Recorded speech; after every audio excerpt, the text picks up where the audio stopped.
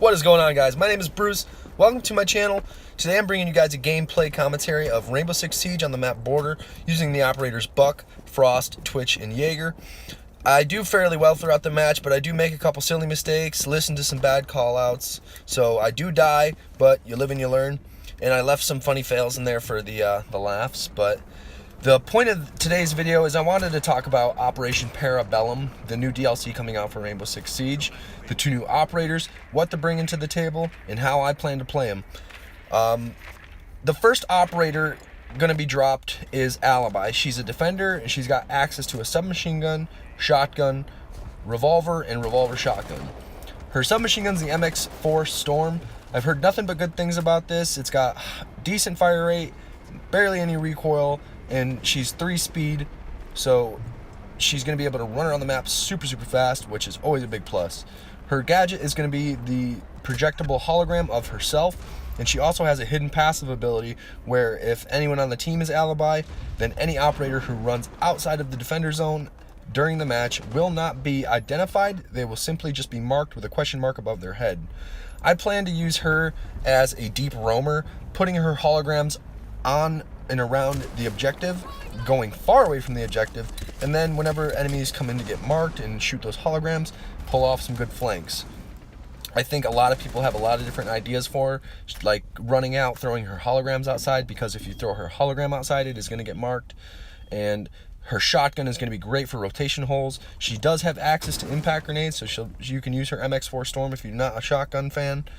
And her 410 is going to be great for making murder holes to throw up a hologram at, or simply use yourself. But she's going to be bringing that to the table, and I don't think she's going to be overpowered, but knowing Ubisoft, I wouldn't doubt if she sees a nerf fairly fast. The second operator is Maestro. He's also the defender. He has access to the first mobile light machine gun of any defender. It's the 5.56, and it does have access to an ACOG.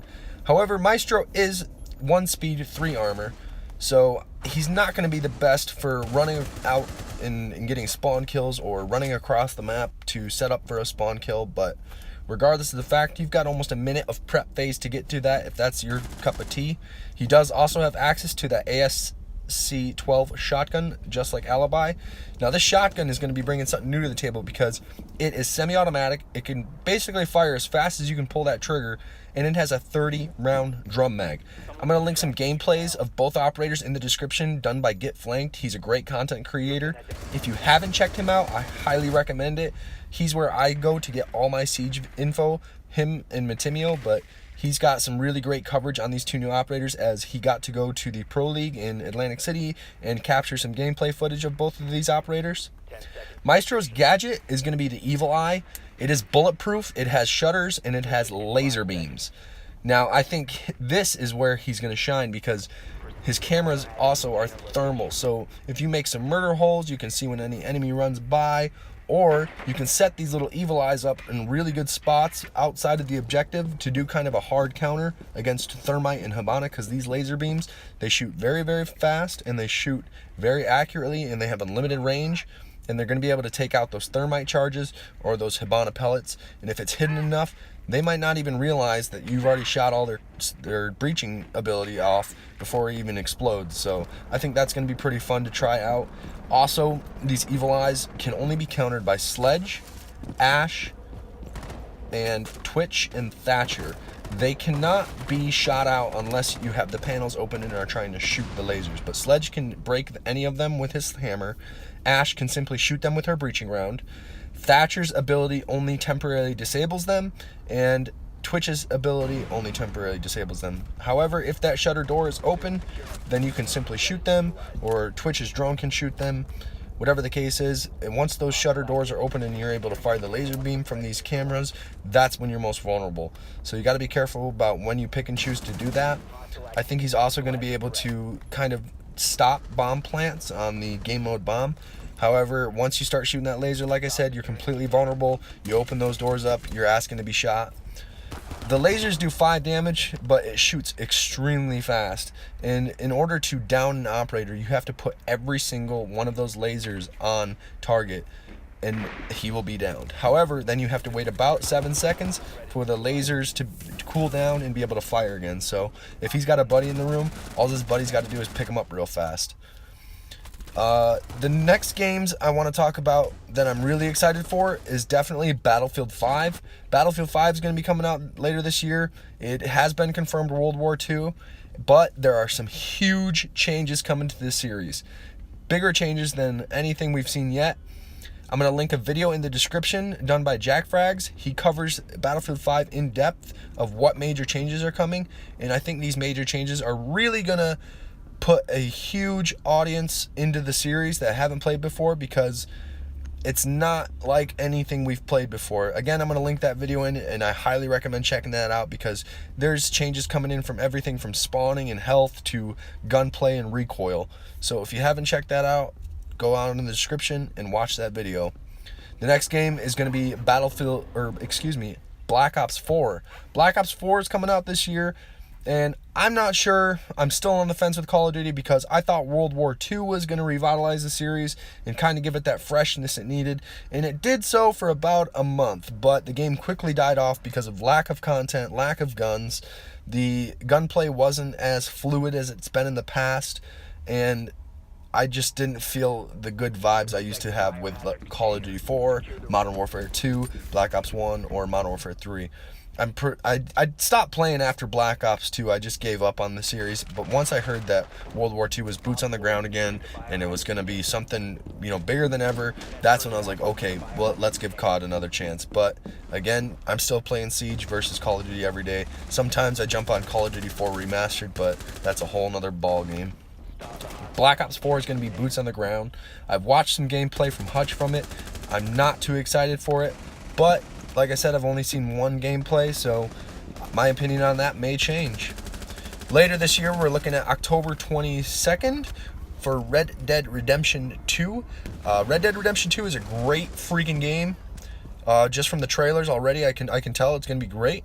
Red Dead Redemption 1 was amazing. It was probably one of the best single player games I've ever played in my life. So if you haven't played that, you can pick it up on Xbox One backwards compatibility, and I'm pretty sure PS4's got some sort of variant on it, or you can just grab your last gen console and pick it up and play it, because you're not going to get disappointed if you've never played it. It had one of the best stories of any single player game I've ever played in my life. The next game that I'm going to be talking about is State of Decay 2. It's a zombie apocalypse horror survival style game where you basically outfit whatever survivors you can find with good gear, try to keep them happy, build up a base out of scavenged materials, and just basically survive the zombie apocalypse. You got to keep everybody happy, including yourself. It is multiplayer. I did play with a buddy last night. It was a lot of fun just exploring the town together.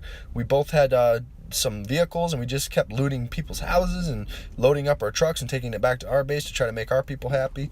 But I'm thinking about doing a gameplay or a let's play series with that, because I just beat the tutorial, and I've pretty much only done one other mission. Now, the next game I'm going to be talking about is Destiny 2. The Destiny 2 I've heard nothing but bad things about. When I first started playing the game, everyone was on it. It was a huge game. It was a good hit. Everyone liked it. Everyone grinded out their 3 characters, did the raid, then went to Trials of the 9 and had some fun with that.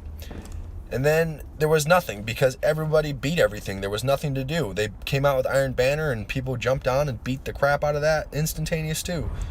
Then they released 2 DLCs. They released the Curse of Osiris and Warmind. I am working through Curse of Osiris right now, and I don't see why there's so much hate on the game. I think it's just adding more grind to the game, and if that's what you originally bought Destiny for, then don't hate on it, jump back on and play it. It's a good DLC. They're adding more weapons, new exotics, new ways to play the game, new things to grind out for, and I'm going to be playing that sometimes in my off time. And if you guys like that, then I'd be more than happy to invite you, and we could do a let's play together and go beat the new raids or the new nightfalls, etc. And the last thing I want to talk to you guys about is Stay the Course. A lot of people have been asking me, what is Stay the Course? Stay the MF Course. Why'd you make your gamer tag that? Why do you make your channel that? Well, there's a company that my buddy owns called Stay the Course. You can check them out at Instagram at StayTheCourse_, or you can go to www.staythecourse.com. They sell clothing, patches, t-shirts, morale patches, military patches, koozies for your beer, lanyards, stickers, vehicle decals, the whole 9 yards. It's a military, veteran-owned company. They always have free shipping, always have free stickers. And typically, when you run with a good size order, you're going to get something thrown in for free. You can check the website for details. Check their t-shirts. They have awesome designs, and it is by far the most comfortable clothing I've ever bought online. If you go into my personal wardrobe, I have nothing but dress clothes, work clothes, and then Stay the Course apparel and some jeans. I literally only wear Stay the Course. Even under my uniform at work, I wear a Stay the Course shirt because of how soft they are. And if the order is ever jacked up, just send them an email saying what happened, and I guarantee you they'll make it right. This company is a small, veteran-owned, 100% American-made company. And if you can't support that, then I can't support you. No, I'm just kidding. But if you like that, definitely check it out, hit it up. And I appreciate you guys tuning in, and I'll see you on the next video. Take care.